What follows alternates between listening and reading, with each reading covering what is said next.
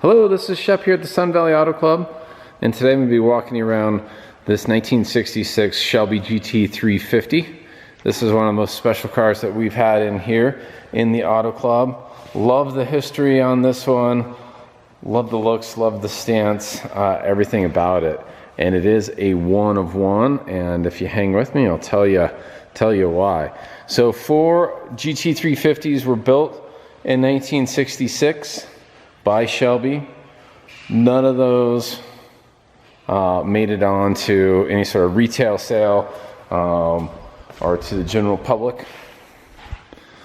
This is when Shelby was creating these, and basically they'd keep them for 6 months, drive them, tweak them out, and then they'd sell them to executives, keep a few, etc.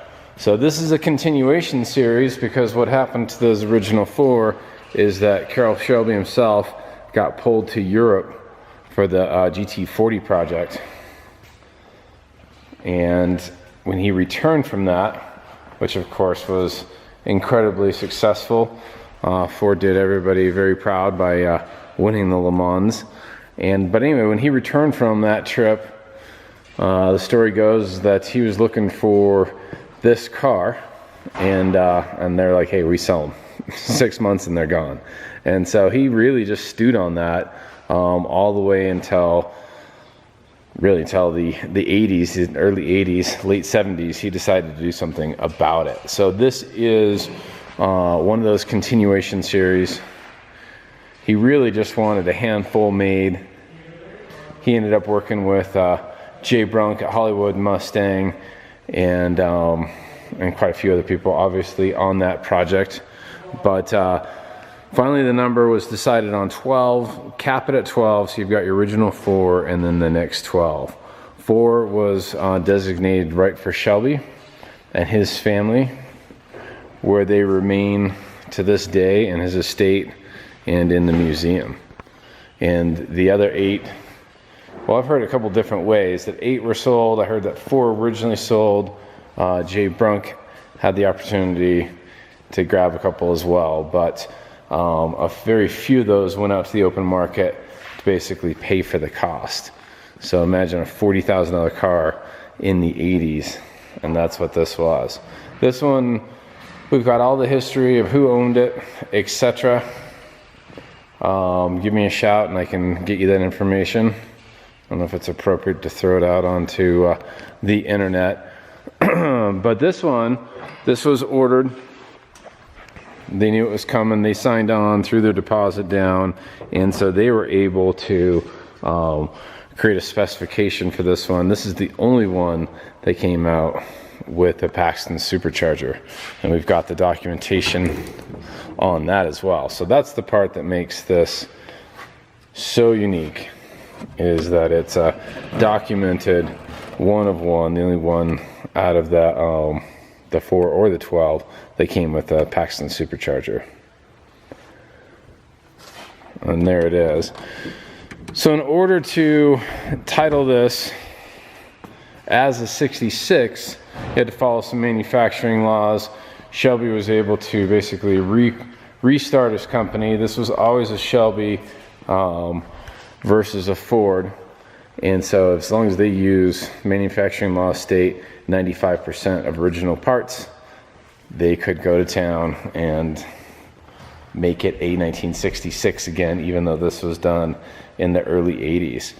So they sourced straight bodies, rust-free bodies, 6-cylinder bodies, mind you, as well, so the frames weren't tweaked.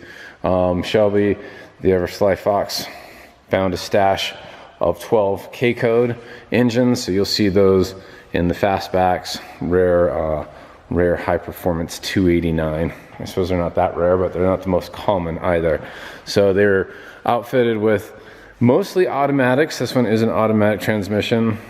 I'd have to look at the numbers again, but I think as high as 8 were automatics and only 4 manuals. So all the parts were sourced. They all had these roll bars, all had the pony interior. And this one has just been really, really well kept. 10,000 miles on it from the build. It's been held in private collections. We've known about its whereabouts for quite a while. It's been stored here at the Sun Valley Auto Club since 2010.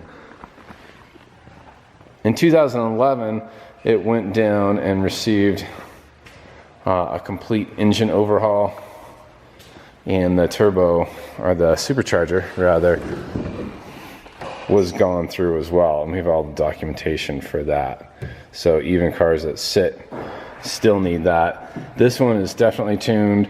This is the first car that I really kind of understood Shelby when I was in the passenger seat and it was still pulling at 90 miles an hour and just rock solid.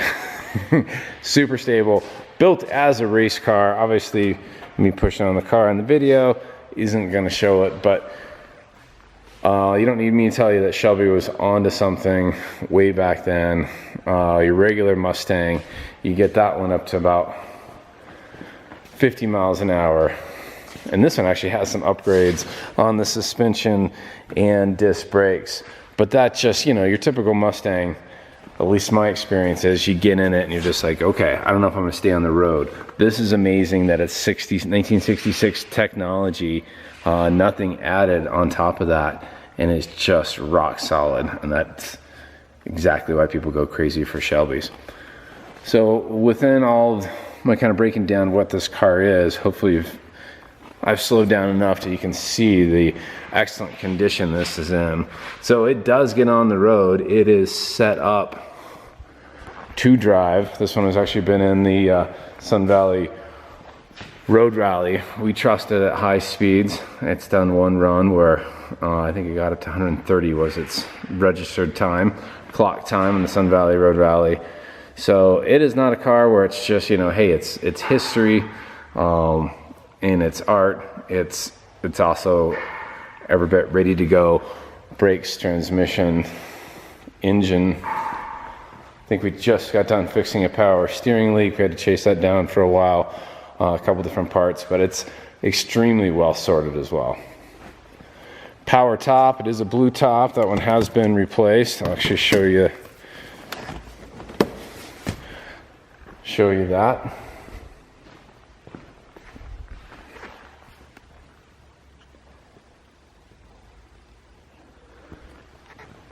So it is in the condition, hasn't been messed with or altered since Shelby built it. This one does have a plaque on it showing that it was test driven by Shelby.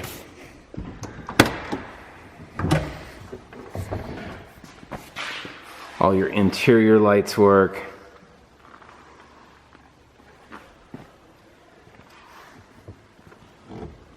The carpet's excellent. All the seats, as you would imagine.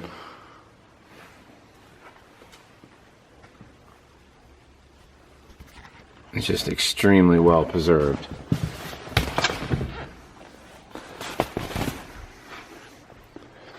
I'll go ahead and take a listen here.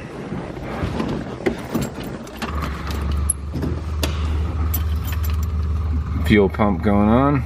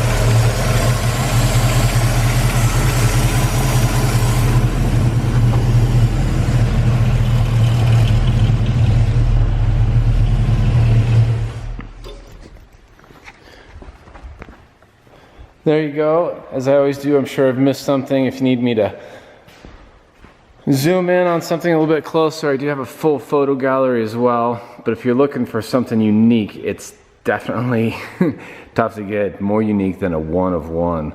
Certainly no question what this vehicle is, where it came from, who built it. We've got the documentation to back it all up as well. So if you've got an interest in this one-of-a-kind Shelby GT350 that's in immaculate shape and very well sorted, give me a call. I'm Shep here at the Sun Valley Auto Club. Happy to talk to you. I'm at 208-721-1973. Thanks for watching.